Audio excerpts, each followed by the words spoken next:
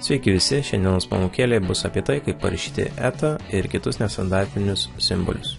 Taigi priklausomai nuo to, kokia yra jūsų kompiuterio klaviatūra, dažniausia Lietuvoje bus naudojama amerikietiška klaviatūra, kuri atrodo štai taip. Viršuje yra skaičiai ir tada šauktukas ETA ir taip toliau. Arba galite, jeigu tarkime dovanų gavote kompiuterį iš Anglijos, ETA bus štai čia, netoli Enter klavišo, o viršuje bus šauktukas, skambutės, svaro simbolis ir taip toliau. Taigi, norint parašyti ETA, jums reikia paspausti Shift klavišą, jį laikyti nuspaustą ir tada paspausti 2, kad būtų parašyta ETA, alternatyvus šio mygtuko simbolis. Pabandykime. Nuspaudžiu Shift ir spaudžiu ETA simbolį ir matome štai.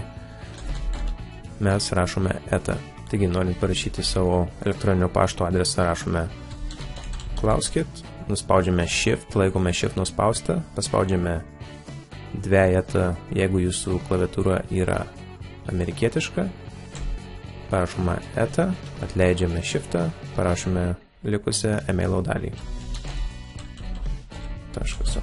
Taip, dabar ETA taip pat galime parašyti ir nuspaudus kairį Alt, štai šį klavišą, ir surinkus tam tikrą skaičių kombinaciją.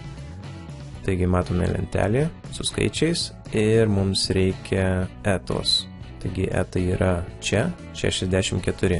Tai reiškia, kad jeigu mes laikysime nuspaustą kairį Alt ir surinksime 64 ant klaviatūros, mes gausime ETOS simbolį. Taigi pabandykime.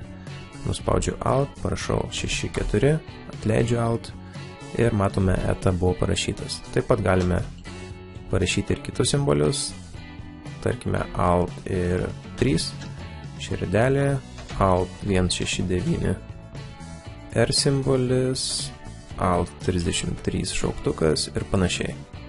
Taigi, šiai pamokėlė štai tiek. Simbolius galite rašyti nuspaudus Alt ir surinkus tam tikrą kodą, arba galite tiesiog paspausti Shift ir pasirinkti vieną iš skaičių mygtukų viršuje, viršutinėje eilėje, kuris taip pat turi alternatyvią reikšmę, kuri bus parašyta nuspaudus Shift klavišą.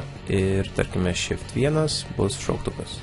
Štai tiek, labai paprasta ir trumpa pamokėlė.